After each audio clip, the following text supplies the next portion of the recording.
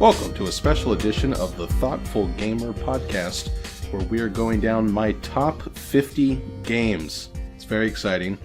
If you listen to our podcast regularly, you'll know that we've already done the first two installments. Today, we're going to be counting down numbers 30 through 21. So we're getting to better and better games. Here with me today, we have Orion. Hey, what's up? We have Matt. Howdy. And we have special guests Ben. Hello. And my lovely wife, Amber. Hi, everyone. Am I not special? No, you've been on nearly every podcast. And that makes me not special. You're like on the front part of the credits. You don't get the special guest, logo. You're a headliner. You don't get the special guest also. Basically, Matt, you're not special. That's what he's saying. Yeah, that's what I was Not getting. as special as Amber. Okay. Clearly. All right, so we had some heated debate already. I think I was looking through the list. This list is mostly Euro games and GMT games. Actually, it's entirely Euro games and GMT games, which I found interesting because the rest of them have kind of a mix. But I guess this is where I place my Euro games. So let's start off right off the bat with a bang. It's not the game Bang. That is not goodness. on the list. My 30th favorite game of all time is Scythe. Scythe. Oh, this should be higher. We've discussed this before on the podcast, but I don't like Scythe quite as much as the rest of you all, but I still think it's an amazing game. It's really good. We just got the, was it 6 and 7 player expansion? Yep, Invaders from Afar. Which looks really cool and also has a surprisingly perfectly sized box. So well done, Stonemaier Games, for not putting small games in large boxes. That sounded dirty. Now it does. No, it doesn't. Moving on. Anyway, Scythe is kind of a mishmash of all kinds of genres, but at its heart, it's an economic Euro game where you're trying to optimize your moves in this weird alternate history, what do I call it, steampunk Bolshevik setting? Yeah. With giant mechs, and you're trying to gather resources to build things, to build buildings and mechs and take over the map and accomplish a bunch of different goals. It's surprisingly quick for how big it is. I think it looks Right. like a much more epic game than it is because the production quality on this game is through the roof. It's so good, and it looks incredible when you're playing it. But we finished one, I think, 3-player game in under an hour. Like, it could be really speedy. Yeah, I think if you're playing with people who know the game, even a 5-player game isn't going to take you more than an hour and a half. Yeah. And what I like about it mostly is that it's a really cool puzzle. It's a puzzle that of trying to figure out what you're going to do in the long term because you have to plan your actions out because it has this mechanism where you can't take the same action twice in a row. So you have to keep planning out in the future how you're going to be doing all your actions to be the most efficient. The downside that really rubs me the wrong way is how the game ends, because it generally ends incredibly suddenly. You're trying to accomplish these goals, and once someone accomplishes their 6th goal, the game just ends immediately, and that can happen way quicker than you think it will. So it looks epic, but it doesn't quite feel epic. And that's probably the only reason it's this far down, when by all other aspects, it's a really fantastic game. I think it might be interesting at some point to explore how these engine building games end and why we feel that some of them end too soon or sooner than we expect or something like that.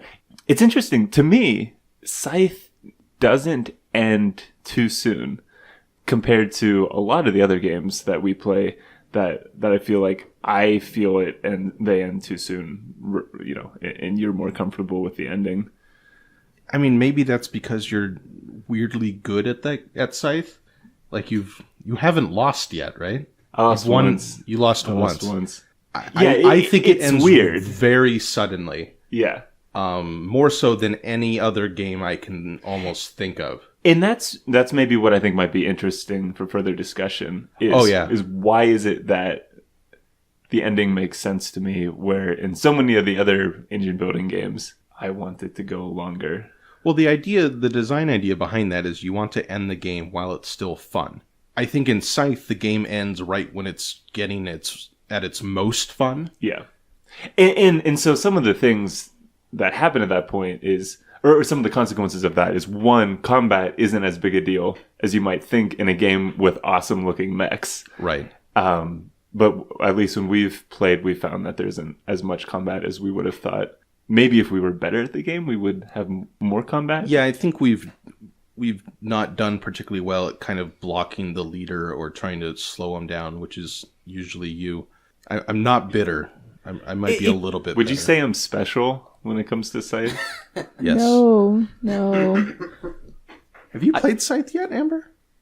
I have not. I do look forward to learning it someday. We should play Scythe immediately after recording this with the expansion. We'll see. I think with Scythe, it can be hard to tell who's winning and by how much. You can kind of get a sense of how many things people have put out, but it can be hard to tell how close someone is to actually winning, which is maybe why it feels abrupt, because you'll suddenly notice like, oh, they're going to end the game in one action or two actions. And I think that's where you can get caught by surprise, which will probably be somewhat mitigated by more plays. Yeah, absolutely. Once you get a better feel for the game, that kind of ending too soon thing is certainly mitigated for any game. But overall, Scythe is a fantastic game. Again, it looks incredible. It might be one of the most awesome looking and perfectly graphically designed games we have, and certainly recommended. Moving on, number 29, a game only Amber and I have played because we played it back when we were visiting California a little while ago, and it's a classic. It's over 20 years old, I think, and I can totally see why it has lasted this long. That game is El Grande. It's a fantastic game. I have to say I enjoyed myself thoroughly, even though I played with more experienced players and was behind the entire time. I think that the fact that you feel like you're doing something the entire game makes it a great game for beginners, no matter how expert the other players they're playing with are. Yeah, it's a pure area control or area majority game where you have cubes. You're placing cubes throughout Spain, and you get points when the areas are scored based on if you have the first, second, third most cubes there. But it introduces some weird twists. It has these bidding cards which determine player order, which is significant, but also determines a resource of sorts of how many cubes you're going to get and who gets to take these special action cards. So that's a really interesting thing because everyone has, I think it's cards labeled 1 through 13. And you have that, once you use one of those cards, it's gone forever. And you just need to bid really cleverly to kind of get the actions you want or block people from particular actions. It's just a really nice, medium weight, but fascinating puzzle throughout. And that's what I loved about it. If I got to play this more often, and I'm sure I'll buy it at some point, it's probably going to get higher on my list. It's just really pure, and it feels like a classic. Yeah, I agree. I would also add that there's always good options for any player. And so even if a player is hopelessly behind in points, you always have something you can do that makes you feel good about playing this game. And so I think that makes it a great game to combine more experienced and more beginner players. So it makes it a good introductory game. It makes it a good play for experienced gamers as well. It's just all around fantastic. It's a game that you could pretty much play with anyone who's interested in board games. Like, I don't know if my mom would like it. Sure. She doesn't like board games that much. But at the very least, like you're saying, if you feel like you're behind, you can just throw cubes in this tower. It has this unnecessarily large cardboard tower on the board. And one of the places you can put cubes is this tower. And then at the end of each round, you reveal the cubes and then put them on the map. So it's this like buzzer beater mechanism where you can sneak in cubes into areas to take them over at the last second. This, like tower like a merry-go? It's almost that big. But it's literally just functions as an empty space to hide cubes in. But it's like 5 inches tall Is the tower the big? The Grande, you mean? Yes. I have no idea. Anyway, El Grande is a fantastic game, and it's moved up quite a bit on my list of games I want to purchase. Next on my list, a slightly lighter game, one of my favorite pure co-op games, Forbidden Desert, from local company GameRight. All right. Very good. A lot of people when they think of Matt Leacock's games, they go immediately to Pandemic. And while Pandemic has a really cool look and a cool theme, I think from a gameplay perspective, Forbidden Desert is his best game. It's a pure co-op game where the idea is that everyone has crash landed on this desert landscape, and you need to go around and dig through the different tiles on the board to try to find these airship parts for your weird steampunk airship thing, and then meet together on the launch pad to escape the desert.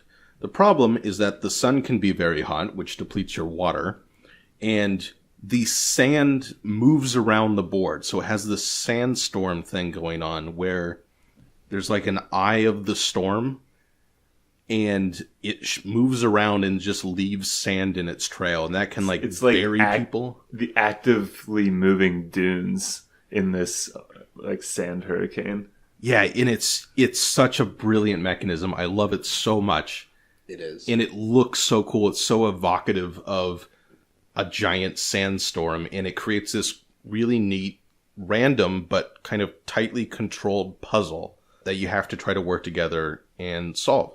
And it's very simple to learn. We've taught it to people who aren't board gamers, but I think from a pure co-op perspective, it's just a brilliant puzzle. I think this is a really great game. A lot of people, I believe it's the sequel to Forbidden Island. Is that correct? Yeah. Yeah, and I think it's head and shoulders above Forbidden Island, mostly because of that sand mechanism that you were talking about.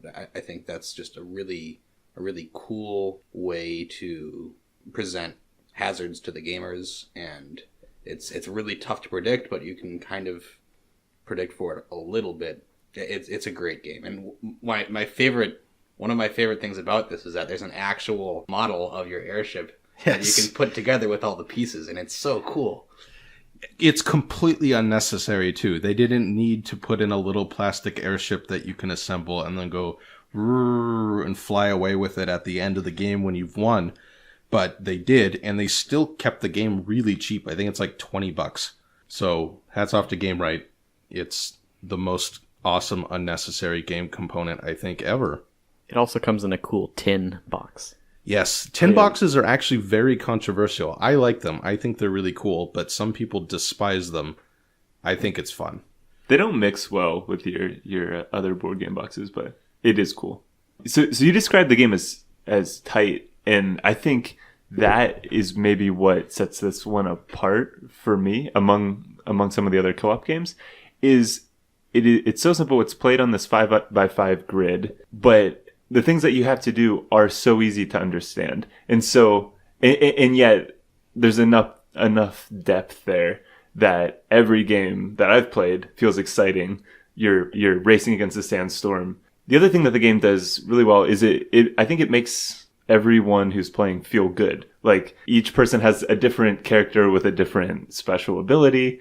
And, inevitably once a game, your character's time is going to come up and has to do something really cool, and you're the only one that could have climbed over that sand dune because you're the climber, and then you get to physically pick up this unnecessarily included part, and then you physically get to keep it until you get back to the ship and put it on, and you just feel good about that. Of the games on my list, it might be the best family game, like parents and children playing together. This might be the best one for that. I'd agree. Yeah, that's fair. Because it's easy enough that even relatively younger kids could learn it and understand it. Plus, it's fully co-op, so even if they don't fully understand, they can be included, and have help from the other players. It looks cool. You get these cool plastic, again, this awesome airship, and it's just a really fun experience. I think it's even more difficult than Pandemic, though. So much more difficult. I've lost so many games of Forbidden Desert and so few of Pandemic. that I think there's almost no comparison between the two. Like, on normal difficulty, I feel pretty confident that I can beat Pandemic nearly every time. We are, maybe 60% to 70% on normal, and we've never won on the next level up on Forbidden Desert. Hey, Speak I for thought yourself. we won once. You have? Once, yes. I've won on the higher ones before, I know. I like the test of, is a game fun when you lose? And this game is very fun when you lose. Agreed. You're always so close, and the feeling of together just falling short is almost as exciting as pulling off the victory. Yeah. Yeah, it's a great co-op. One caution I'd say is that this falls prey to what a lot of co-op games do, is if you have one dominant person who's played the game before, they can kind of just control the whole game and tell people what to do, and that can ruin the game experience for some people. So if you have someone like that, don't play with them, or find some way to, All right, let's move down to number 27, a game constructed entirely out of math. That game is Power Grid. But still fun enough to use your gut on decisions. Don't worry, if you don't enjoy math, you can still have fun with this game. Amber does not enjoy math. But I love Power Grid. I'm surprised it's this low on your list, honestly. Really? It's a bit dry Yeah. for me. It's not as thematically evocative. And at some point, you do have to sit there and be like, okay, I can guesstimate this, or I can pull out the calculator and figure out the actual best move, but that would be obnoxious. But it's a really interesting game. It's about constructing a power grid across Germany or US or whatever map you're playing. And it has the best functioning market that I've ever seen in a game. It's just super simple that as you buy more power resources like coal or oil, the price of those resources increases. So part of your decision making is trying to figure out what kind of power stations you want to have. Do you want to have coal? Do you want to have oil, nuclear, trash based? What's that called? Thermal depolymerization? Wait, what? I think, trash power plants are called thermal depolymerizationizers. I think the That's word you're the looking for process. is grabbage. Yeah, we just call them garbage. That's the let's be honest. I was throwing out a fun fact. That is the technical name for things that turn garbage into power. I think Anyway, they have a little laser thing that just extracts the power from the garbage, Mark. isn't Come on, guys. It's just Yeah. more fun to burn trash. anyway. It has that basic market mechanism, and it has bidding, an auction mechanism for actually acquiring the power plants, which is really fun. Auctions are fun. But the most interesting part of the game is the way it handles turn order, in that turn order is everything in this game, and it's really weird. Whoever can power the most cities at the beginning of a round goes first and follows that order. And the detriments to being ahead in the turn order are so severe that a lot of playing the game well is trying to not be ahead until the very end of the game, because it's so costly. So it's this weird kind of dance around trying to not be ahead. And I like it. It's just a very bizarre thing for a game to do. I talk about this a bit more in my article on catch-up mechanisms, because this is, I think, the most significant catch-up mechanism in any game I've ever played. Despite that, and some kind of because of it, I think it's a fantastic Euro game. Yeah, I agree. I was going to say, along those lines, for a Euro game, this does it takes a really strong position on the runaway leader problem and not letting someone just dominate the entire board, which you can run into in some other games in this category. And this really, it hurts you so much to go first that you almost can't do that and win. It's very difficult. Yeah, it's extremely difficult, and at the very least, it forces the game to be very close until the end. Yeah, It's hard to really fall behind that badly. The last turn ends up with a lot of counting. How much can I spend for this, and how many resources do I have, and how many cities can I power, and do I win or not? But up until that point, it's a lot of fun, for sure.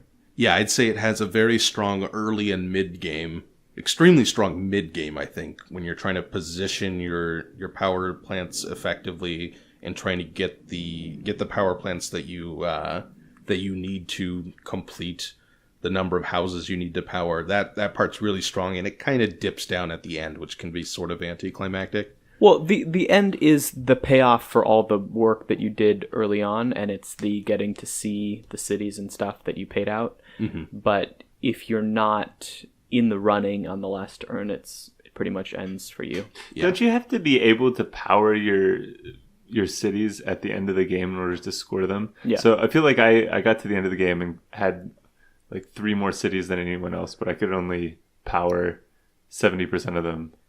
Yeah, so it has one of those things where there's a timer based on how well you're doing that says, okay, the game's going to end this round. And that's how many cities you can power, or how many are on your grid Yeah, how many places you've expanded to. But the winner is who can power the most cities, and if you can't afford all the resources for that, or you don't have efficient enough power plants, you may trigger the end of the game but not actually win it. And that's one of the places where that market is just really cool. And, Yeah. and I agree with you there. If you stuck with cool for the whole game, there's a lot of cool, but more people are bidding for that, and it might get down to the end where it's super expensive. You could get into And then you find yourself in that position of, oh crap, I can't power all my cities. Yeah, you can get into a situation on the last turn where you don't have enough resources because the entire market has been bought out, and you can't power all your power plants to score, all your cities. Another thing I'll point out is that it has a couple of expansions that just give you new maps, and they tweak the rules a hair, and we got the Korea-China one. Yeah, we played the Korean map, and that was a lot of fun because it had separate markets for North and South Korea. And they functioned really differently. Yeah. And then the China one has this kind of like almost socialist system for power plants, if I remember right. Okay. We haven't played it yet, but I really want to play it. Mm-hmm. And I like games that do that. The Ticket to Ride series does that. And this one does as well, where it'll just give you new maps, and they're cheap because it's just the map, but it gives a little sheet with a couple extra rules that spice up the game a bit. Yeah, no, it's a good game. A lot of fun, for sure. The last turn is math heavy for sure, but don't let that dissuade you from the game. I'm definitely not a math person. Hey, I'm a lawyer. We hate math. But this game is a blast. You can build up whatever power plants you want, and oftentimes you're in the running. Like, maybe I don't win all the time, but I'm definitely in second place a lot. And it's a lot of fun to see how many power plants you can build and power compared to everyone else who is calculating carefully. It's just a lot of fun. Amber likes beating us when we're calculating, and she just goes by gut. Absolutely. A word of agreement, Amber.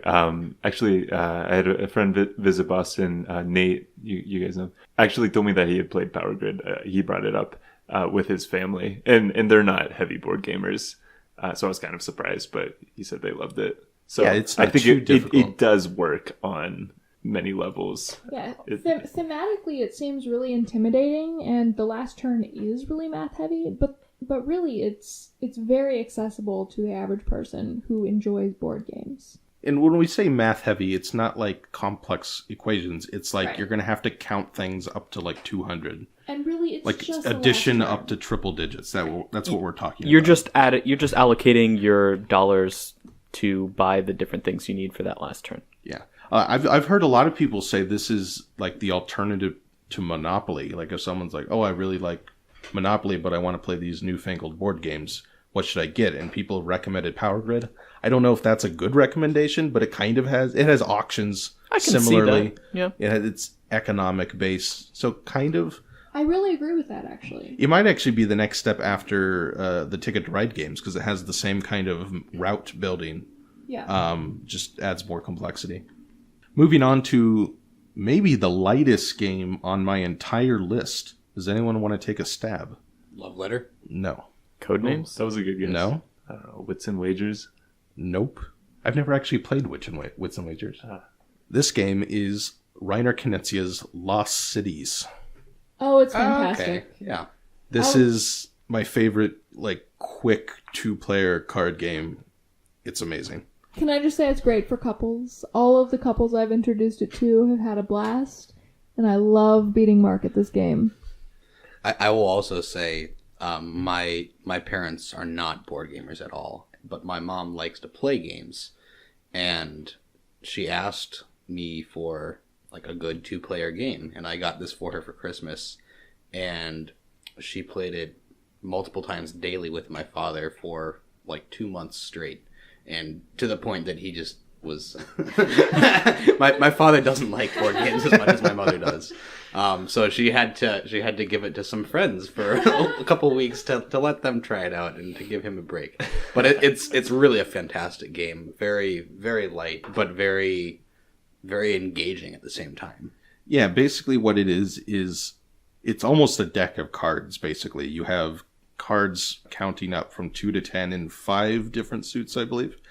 And then these special agreement cards, I think they're called. And what you're doing is just trying to play cards in ascending order within each suit. So if you get a 2 of a certain color, you can play that in front of you. And then next time, if you get a 3 or a 4, you can maybe play that on top of there. You have to play them in ascending order. And your turn consists of playing a card and then drawing a card. You can play it in front of you for points, or you can discard it into a middle area that your opponent can draw from if they wish. And you just keep doing that until you run out of the deck. But it creates these really tight, tough risk mitigation decisions where you're trying to save these higher numbered cards for later in the game.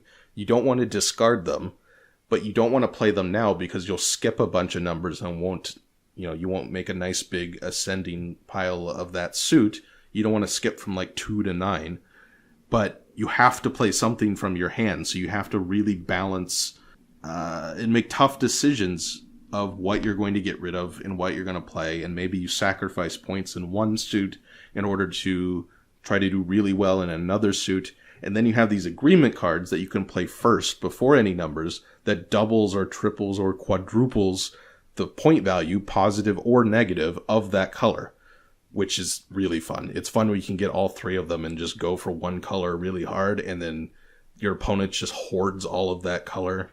And I've seen people get angry over this game, like get in an argument. Hey, Marc's gotten negative points.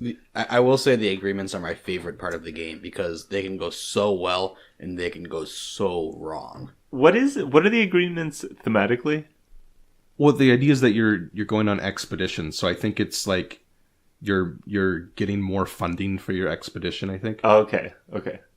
So if you mess up, you messed up, mark. And your backers are mad at you. Exactly. Yeah, I think that's what it is. I will specify that we're talking about Lost Cities, the card game.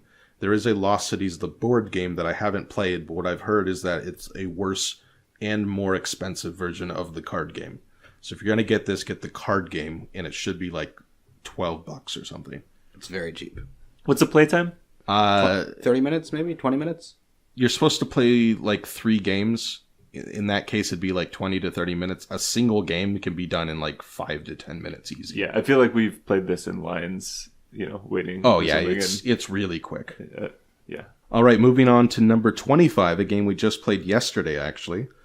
And that is the second game from Stonemaier on this list, and it is Viticulture. Oh, Marc, this should be higher. I know, you love this game. I really adore this game. Like Scythe, it has brilliant graphic design, brilliant art, looks beautiful in every way, and just a fantastic worker placement Euro game.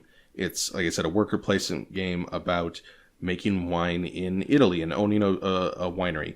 You have your fields, you have to plant vineyards, you have to harvest those fields, you have to then convert those grapes into wine, and then you have to get wine orders and sell them.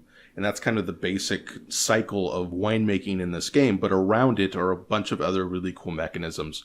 There are buildings you can build to give you different bonuses, you can give tours to get money. You have all these action cards which provide a lot of bonuses, and it's just such a pleasant... It's just happy, I guess. It's a pleasant worker placement game that I love. Every time I play it, I love it. So for Viticulture, I am a little bit surprised that it's this high, actually. It's a very beautiful, pleasant game, but I like Carcassonne more for the same reasons. But it's just more elegant than Viticulture. Yeah, Carcassonne's certainly more elegant, but I think Viticulture's the better game. I think it's more interesting. Yeah, the only things I would say the only thing they have in common is how pleasant they are. Yeah, they're both very pastoral. Carcassonne is kind of a unique experience. Sure. But I think it has interesting decisions throughout. It's not a mean Euro worker placement game. There's not a whole lot of blocking. There's that super user. Yeah, the grande, or fatty as we sometimes call him. And maybe I would rank this game lower because it's not as mean or not as competitive, you might say. I don't know. It's pleasant. It's nice. It doesn't stand out to me. It also has an amazing expansion, Tuscany, that Yes. just blows the game wide open and makes a completely different experience. I love playing both the base game and with the Tuscany stuff. I think they're both excellent games for very different reasons. But overall, it's just a delight every time. I didn't like this game as much as I know that some of you did back when we just had the base one.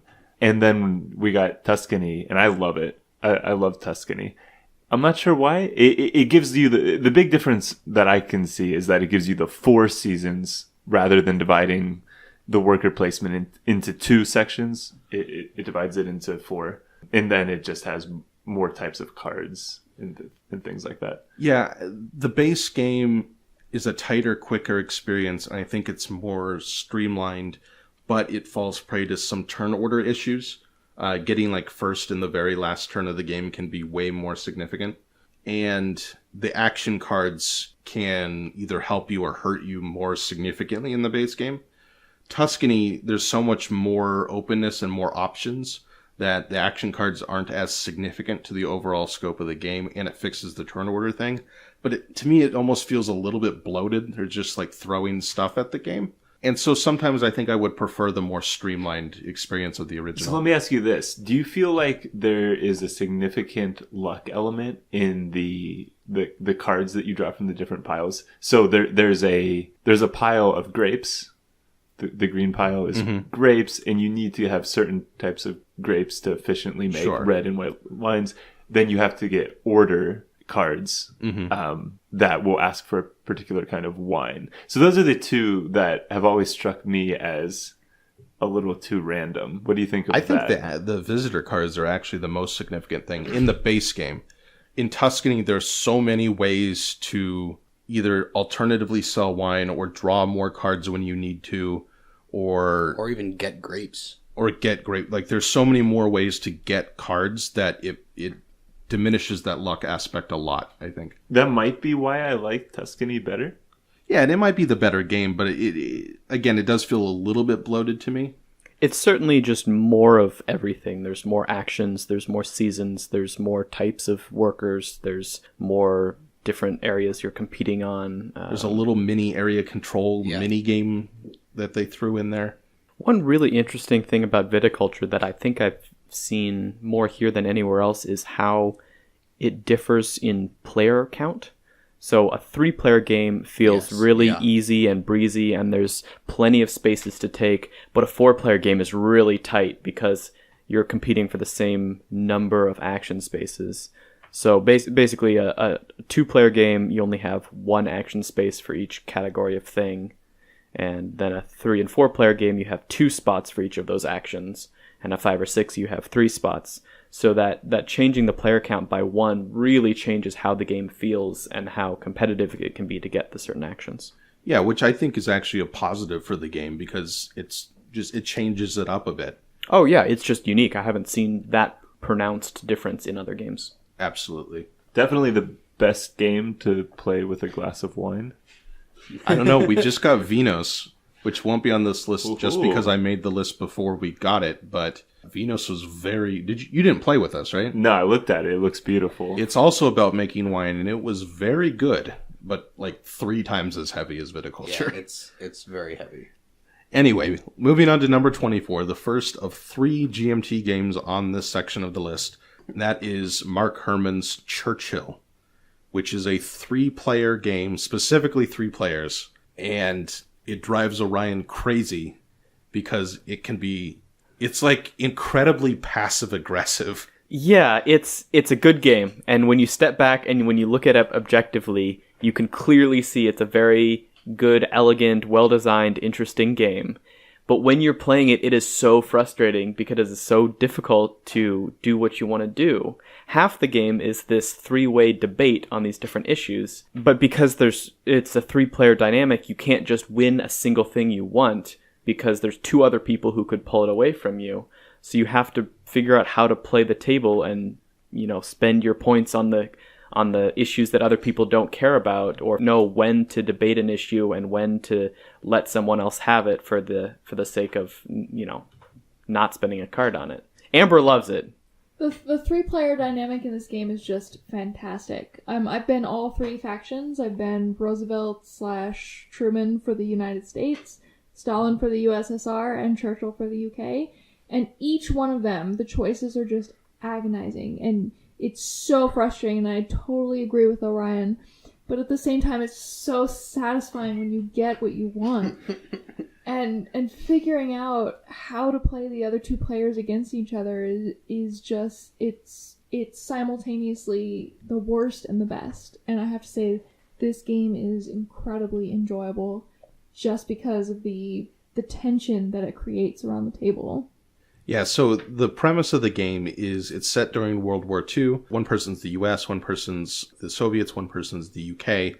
And it's a semi-co-op game in kind of a really pure sense, in that you all have collective goals, but also individual goals at the same time. So the collective goal is to actually win World War II, which might not happen, and actually, I think last time we played, or maybe 2 times ago, did not happen. Yeah. To Marc's benefit.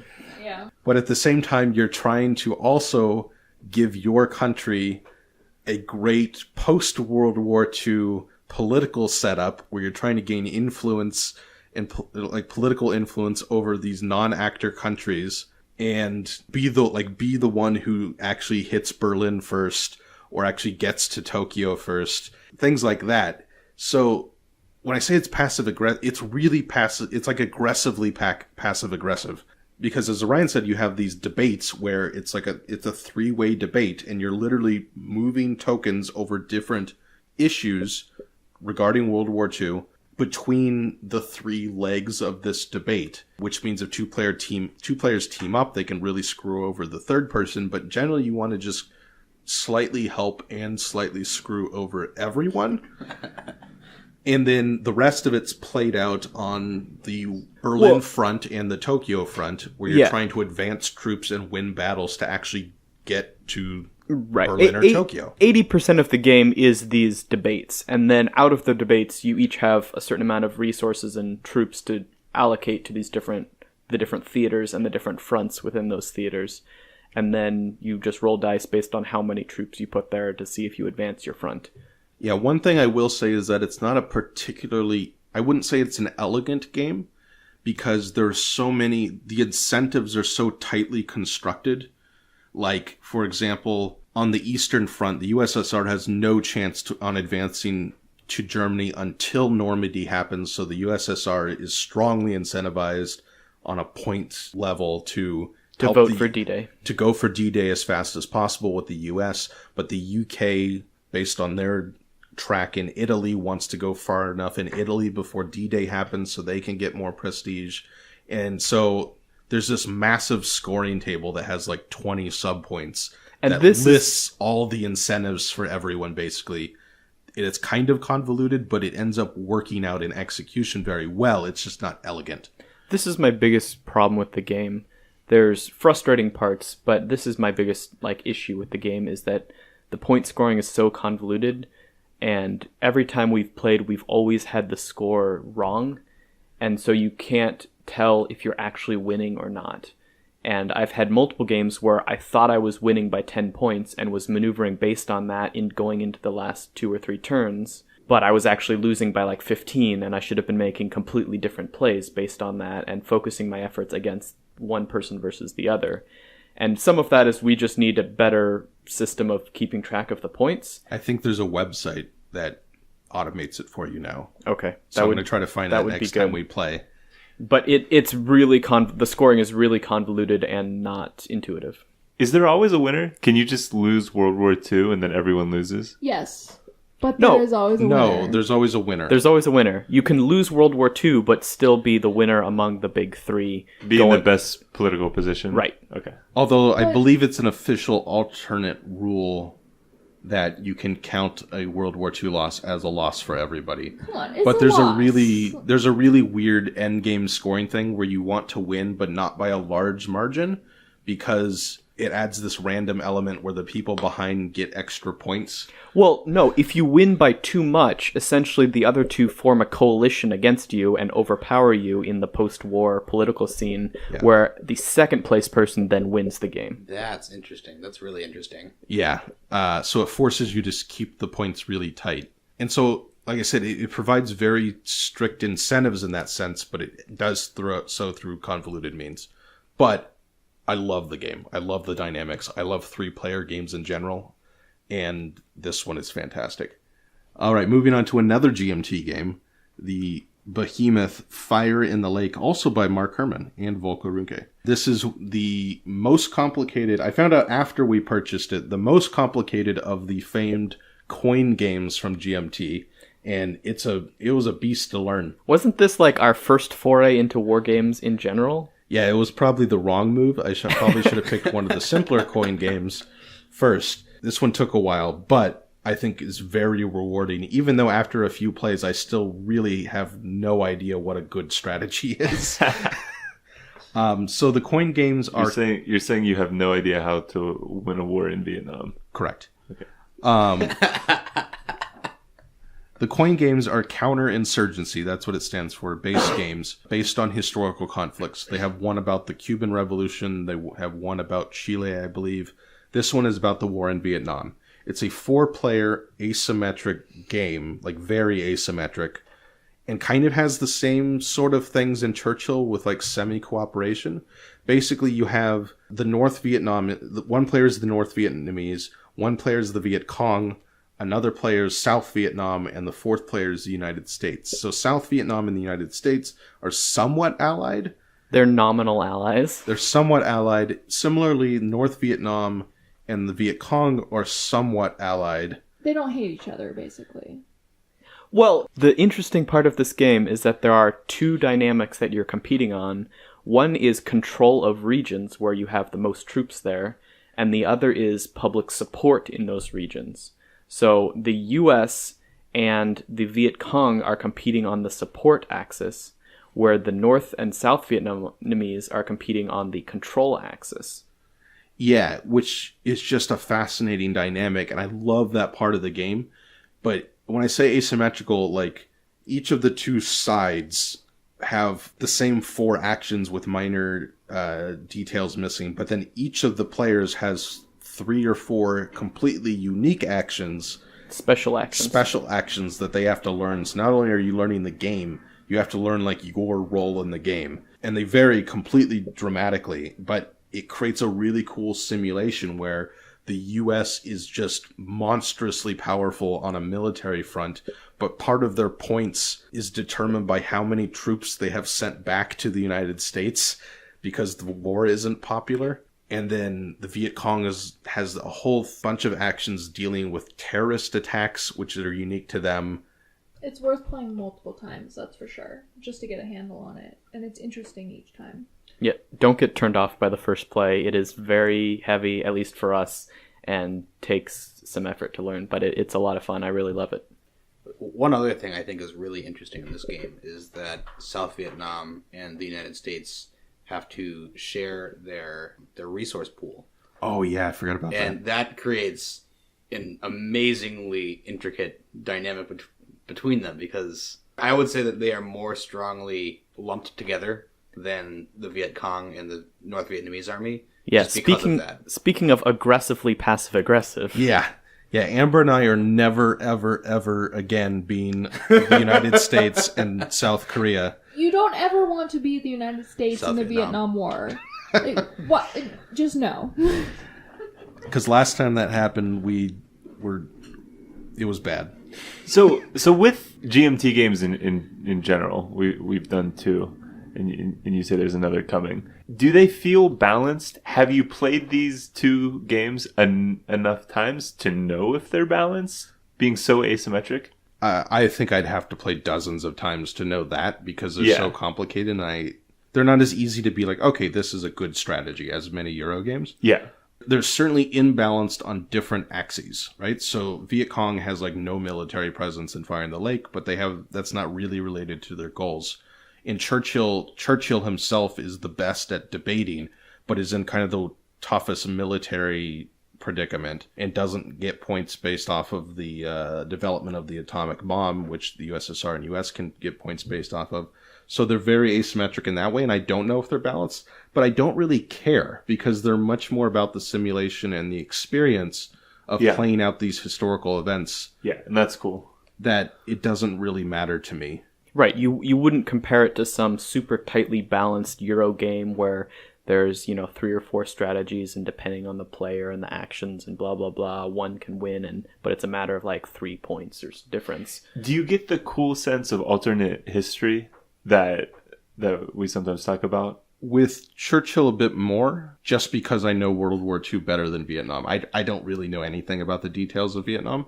I never read like a book on Vietnam, so for those who are interested in that conflict and have read the history of it, I'm sure it's a lot richer and more interesting. The very little that I read, for sure, the game brought out a whole range of alternate histories, which was very interesting. And similar to the rest of the coin games and some other GMT war games, it's driven by these a deck of cards where each action or each round is you flip over a new card and then you can take actions, and one of the actions is to play out the event on that card, and then the other action is to do one of your general abilities. Yeah, and it's a fantastic system. I would recommend any of the coin games, even though I've only played 2 of them, because I'm sure they're all great. Moving on to number 22, stepping aside from the GMT games, going on to a game I just inexplicably adore, even though every cynical part of my brain says not to, and that's Takedo, a beautiful, beautiful game from Anthony Bauza about taking a walk in Japan. But you're trying to take the best walk. Yes, you're trying to take the best, most enriching walk in Japan. It's stupidly simple. There's a path with different spots you can stop on. Whoever's furthest behind in that path gets to choose a spot that's open.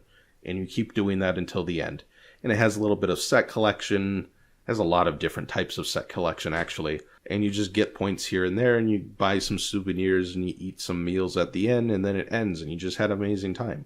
Besides it looking amazing and having great art and just being pleasant in general, I think I love this game because this is the only way I can justify it being this high on the list. It's a game where you can always go to the next open spot, which is probably a decent move, and the entire game's just trying to figure out if the 2 in front of that are better. So you have these very limited choices that can sometimes be difficult, but it just gives you very easily presented choices that just seem...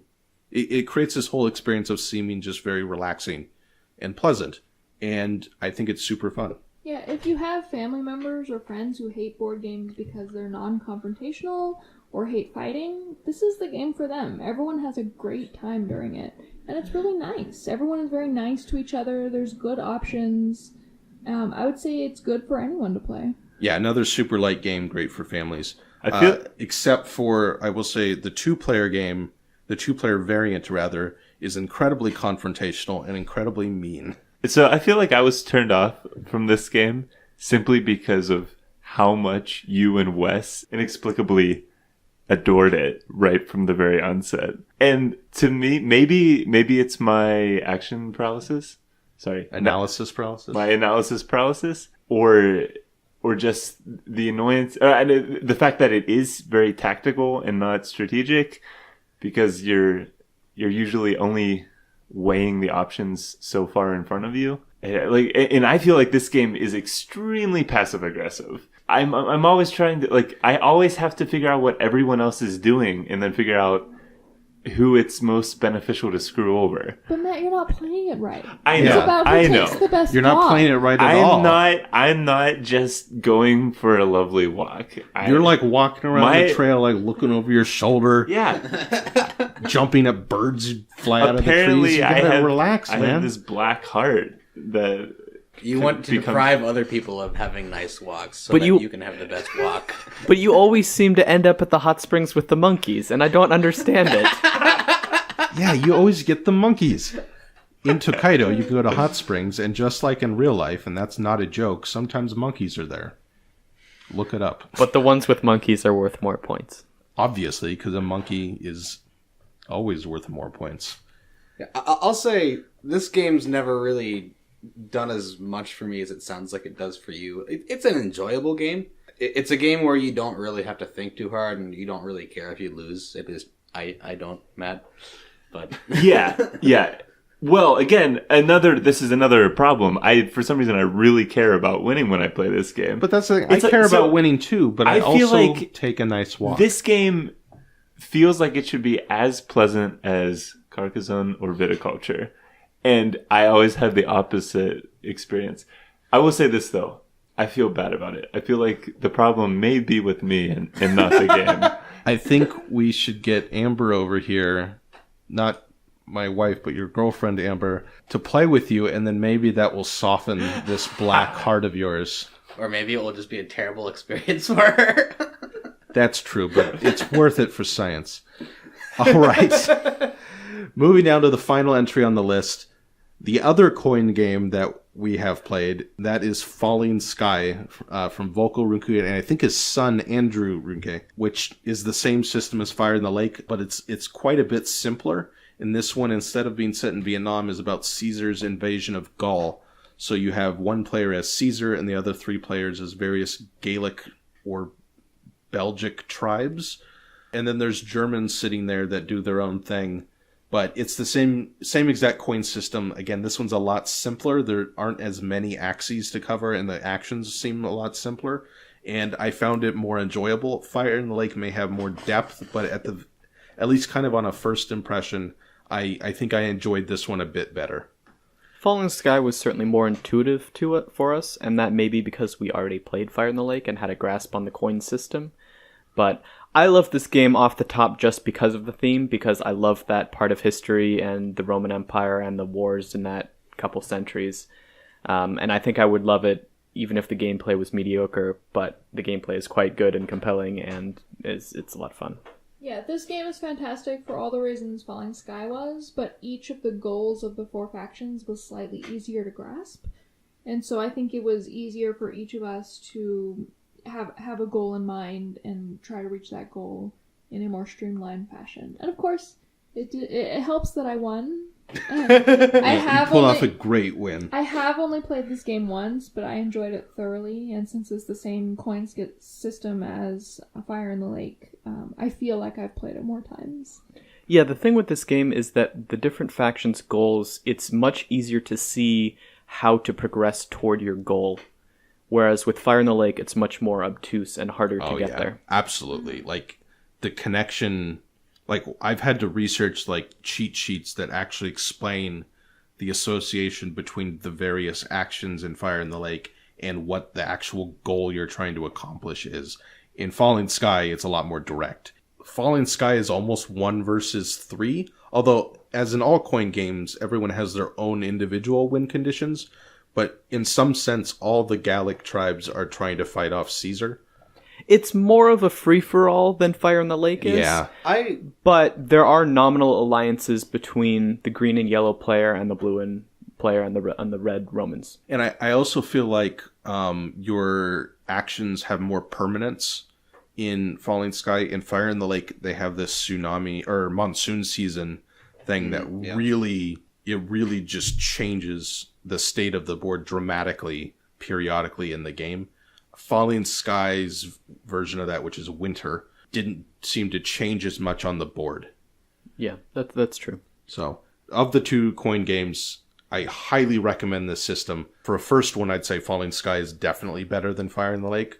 I've heard that the first two, the Cuban one and the Chilean one, are also similarly easy if you're trying to get an introduction to this system. Don't start out with Fire in the Lake like we did. Because even though it's an amazing game, it was a bear to get through. But definitely play Fire in the Lake after you've played one of the other ones. Oh, certainly. And I think that's it for our list today. That is numbers 30 through 21. Tune in 2 weeks where we go over numbers 20 through 11 and near the top 10. I had everyone here write out their guesses for what they think my top 10 is before we recorded this. And we will see. I think one was already crossed off of Ben's list. And Matt's. Oh, man, we're already knocking games off the list. So check in again with us in 2 weeks for the next installment. Next week we'll have a regular podcast as we do every other week. This one's running on the off weeks. Please check out the website at thethoughtfulgamer.com, and please feel free to rate and review us, particularly on iTunes, so I can see what people are rating us as, because iTunes has some sort of rating threshold, and it helps us get visibility. And feel free to follow me on Twitter and on Facebook. And again, the website is thethoughtfulgamer.com. We'll talk to you again soon. Bye. Thanks for listening.